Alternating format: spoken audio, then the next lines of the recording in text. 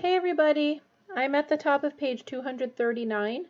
So Harry is having a lesson, just him and Professor Lupin, on how Harry can not attack, but defend himself against the Dementors. So he told him he's supposed to say expecto patronum and think of a very positive, happy memory.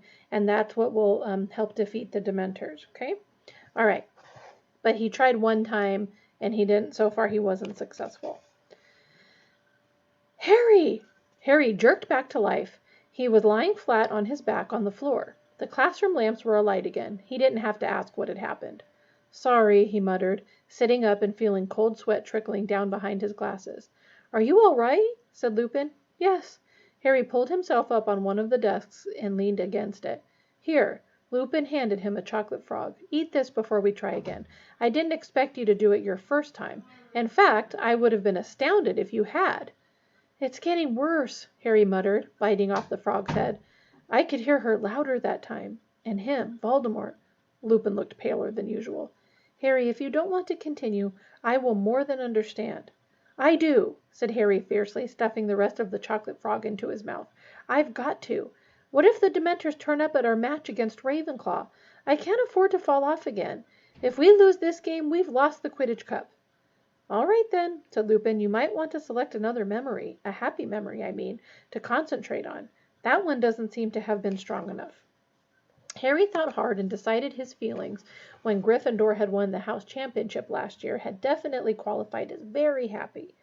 He gripped his wand tightly again and took up his position in the middle of the classroom. Ready? Said Lupin, gripping the box lid. Ready, said Harry, trying hard to fill his head with happy thoughts about Gryffindor winning, and not dark thoughts about what was going to happen when the box opened. Go, said Lupin, pulling off the lid. The room went icily cold and dark once more. The Dementor glided forward, drawing its breath. One rotting hand was extending toward Harry. Expecto Patronum! Harry yelled. Expecto Patronum! Expecto White fog obscured his senses. Big, blurred shapes were moving around him. Then came a new voice, a man's voice, shouting, panicking. Lily, take Harry and go. It's him. Go, run. I'll hold him off. The sounds of someone stumbling from a room, a door busting open, a cackle of high-pitched laughter. Harry, Harry, wake up. Lupin was tapping Harry hard on the face. This time it was a minute before Harry understood why he was lying on the dusty classroom floor. I heard my dad, Harry mumbled. That's the first time I've ever heard him. He tried to take on Voldemort himself, to give my mum time to run for it. Harry suddenly realized that there were tears on his face, mingling with the sweat. He bent his face as low as possible, wiping them off on his robes, pretending to do up his shoelace so that Lupin wouldn't see. You heard James? Said Lupin in a strange voice. Yeah. Face dry, Harry looked up. Why? You didn't know my dad, did you? I did, as a matter of fact, said Lupin. We were friends at Hogwarts. Listen, Harry, perhaps we should leave it here for tonight. This charm is ridiculously advanced. I shouldn't have suggested putting you through this. No, said Harry. He got up again. I'll have one more go. I'm not thinking of happy enough things. That's what it is. Hang on. He racked his brains. A really, really happy memory. One that he could turn into a good, strong Patronus. The moment when he'd first found out he was a wizard and would be leaving the Dursleys for Hogwarts. If that wasn't a happy memory, he didn't know what was.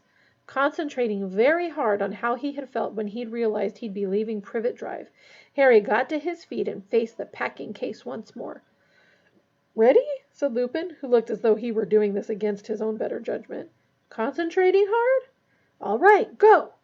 He pulled off the lid of the case for the third time, and the Dementor rose out of it. The room fell cold and dark. Expecto Patronum! Harry bellowed. Expecto Patronum! Expecto Patronum! The screaming inside Harry's head had started again, except this time it sounded as though it were coming from a badly tuned radio. Softer and louder and softer again, and he could still see the Dementor. It had halted, and then a huge silver shadow came bursting out of the end of Harry's wand to hover between him and the Dementor, and though Harry's legs felt like water, he was still on his feet, though for how much longer he wasn't sure. Ridiculous! Roared Lupin, springing forward. There was a loud crack, and Harry's cloudy Patronus vanished along with the Dementor. He sank into a chair, feeling as exhausted as if he'd just run a mile, and felt his legs shaking. Out of the corner of his eye he saw Professor Lupin forcing the boggart back into the packing case with his wand. It had turned into a silvery orb again. "Excellent!" Lupin said, striding over to where Harry sat. "Excellent, Harry! That was definitely a start!" "Can we have another go? Just one more go?" "Not now," said Lupin firmly. "You've had enough for one night. Here." He handed Harry a large bar of Honeyduke's best chocolate. "Eat the lot, or Madame Pomfrey will be after my blood. Same time next week?" "Okay," said Harry. He took a bite of the chocolate and watched Lupin extinguishing the lamps that had rekindled with the disappearance of the Dementor. A thought had just occurred to him. "Professor Lupin," he said, "if you knew my dad, you must have known Sirius Black as well." Lupin turned very quickly. "What gives you that idea?" he said sharply. "Nothing. I mean, I just knew they were friends at Hogwarts, too." Lupin's face relaxed. "Yes, I knew him," he said shortly. "Or I thought I did. You'd better be off, Harry. It's getting late." Harry left the classroom, walking along the corridor and around a corner, then took a detour behind a suit of armor and sank down on its plinth to finish his chocolate, wishing he hadn't mentioned Black, as Lupin was obviously not keen on the subject. Then Harry's thoughts wandered back to his mother and father. He felt drained and strangely empty, even though he was so full of chocolate. Terrible though it was to hear his parents' last moments replayed inside his head, these were the only times Harry had heard their voices since he was a very small child. But he'd never be able to produce a proper Patronus if he half wanted to hear his parents again. "They're dead," he told himself sternly. "They're dead, and listening to echoes of them won't bring them back. You'd better get a grip on yourself if you want that Quidditch cup." He stood up, crammed the last bits of chocolate into his mouth, and headed back to Gryffindor Tower. Ravenclaw played Slytherin a week after the start of term. Slytherin won, though narrowly. According to Wood, this was good news for Gryffindor, who would take second place if they beat Ravenclaw too. He therefore increased the number of team practices to 5 a week. This meant that with Lupin's anti-Dementor classes, which in themselves were more draining than 6 Quidditch practices, Harry had just 1 night a week to do all his homework. Even so, he wasn't showing the strain nearly as much as Hermione, whose immense workload finally seemed to be getting to her. Every night, without fail, Hermione was to be seen in a corner of the common room, several tables spread with books, arithmancy charts, rune dictionaries, diagrams of muggles lifting heavy objects, and file upon file of extensive notes. She barely spoke to anybody and snapped when she was interrupted. "How's she doing it?" Ron muttered to Harry one evening as Harry sat finishing a nasty essay on undetectable poisons for Snape. Harry looked up. Hermione was barely visible behind a tottering pile of books. "Doing what?" "Getting to all her classes," said Ron. "I heard her talking to Professor Vector, that arithmancy witch, this morning. They were going on about yesterday's lesson, but Hermione can't have been there because she was with us in Care of Magical Creatures class. And Ernie Macmillan told me she's never missed a single Muggle Studies class, but half of them are at the same time as Divination class, and she's never missed one of them either." Harry didn't have time to fathom the mystery of Hermione's impossible schedule at the moment. He really needed to get on with Snape's essay. 2 seconds later, however, he was interrupted again, this time by Wood. "Bad news, Harry. I've just been to see Professor McGonagall about the firebolt. She, got a bit shirty with me. Told me I'd got my priorities wrong. Seemed to think I cared more about winning the cup than I do about you staying alive.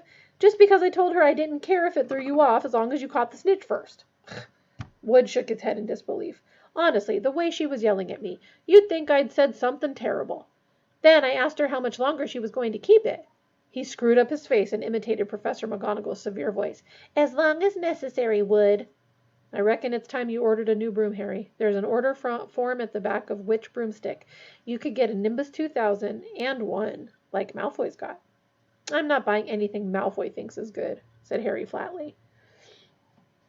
January faded imperceptibly into February, with no change in the bitterly cold weather. The match against Ravenclaw was drawing nearer and nearer, but Harry still hadn't ordered a new broom.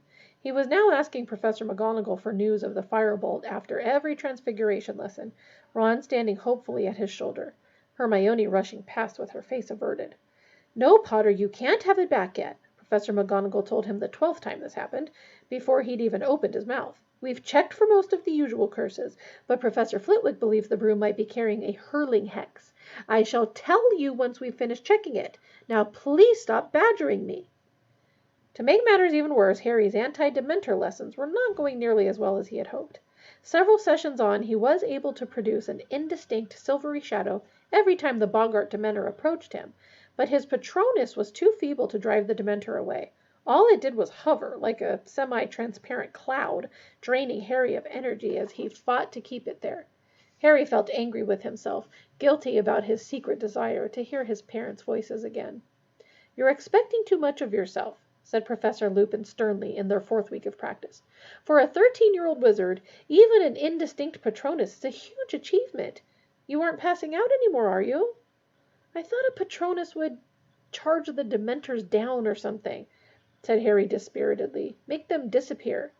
"The true Patronus does do that," said Lupin, "but you've achieved a great deal in a very short space of time.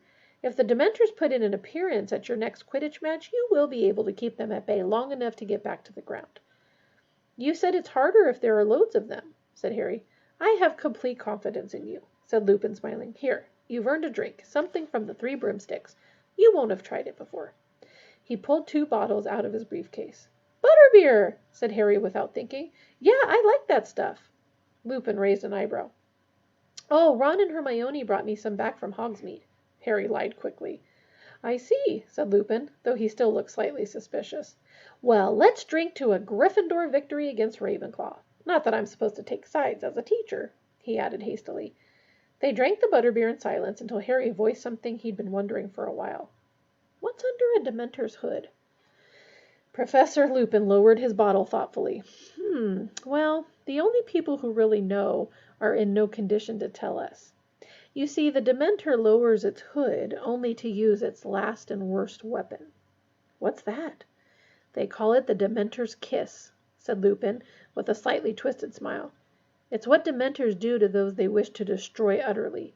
I suppose there must be some kind of mouth under there, because they clamp their jaws upon the mouth of the victim and take out its soul." Harry accidentally spat out a bit of butterbeer. "What? They kill you?" "Oh, no," said Lupin. "Much worse than that. You can exist without your soul, you know, as long as your brain and heart are still working. But you'll have no sense of self any more, no memory, no anything. There's no chance at all of recovery. You'll just exist as an empty shell, and your soul is gone forever. Lost." Lupin drank a little more butterbeer, then said, "It's the fate that awaits Sirius Black. It was in the Daily Prophet this morning. The Ministry have given the Dementors permission to perform it if they find him." Harry sat stunned for a moment at the idea of someone having their soul sucked out through their mouth, but then he thought of Black. "He deserves it," he said suddenly. "You think so?" said Lupin lightly. "Do you really think anyone deserves that?" "Yes," said Harry defiantly, for some things." He would have liked to have told Lupin about the conversation he'd overheard about Black and the Three Broomsticks, about Black betraying his mother and father, but it would have involved revealing that he'd gone to Hogsmeade without permission, and he knew Lupin wouldn't be very impressed by that. So he finished his butterbeer, thanked Lupin, and left the History of Magic classroom. Harry half wished he hadn't asked what was under a Dementor's hood. The answer had been so horrible, and he was so lost in unpleasant thoughts of what it would feel like to have your soul sucked out of you, that he walked headlong into Professor McGonagall halfway up the stairs. "Do watch where you're going, Potter." "Sorry, Professor." "I've just been looking for you in the Gryffindor common room." "Well, here it is. We've done everything we could think of, and there doesn't seem to be anything wrong with it at all. You've got a very good friend somewhere, Potter." Harry's jaw dropped. She was holding out his firebolt, and it looked as magnificent as ever. "I can have it back?" Harry said. "Seriously?" "Seriously," said Professor McGonagall, and she was actually smiling. "I dare say you'll need to get the feel of it before Saturday's match, won't you? And Potter, do try and win, won't you? Or we'll be out of the running for the 8th year in a row, as Professor Snape was kind enough to remind me only last night." Speechless, Harry carried the firebolt back upstairs toward Gryffindor Tower. As he turned a corner, he saw Ron dashing toward him, grinning from ear to ear. "All right, gotta stop there, guys. Bye."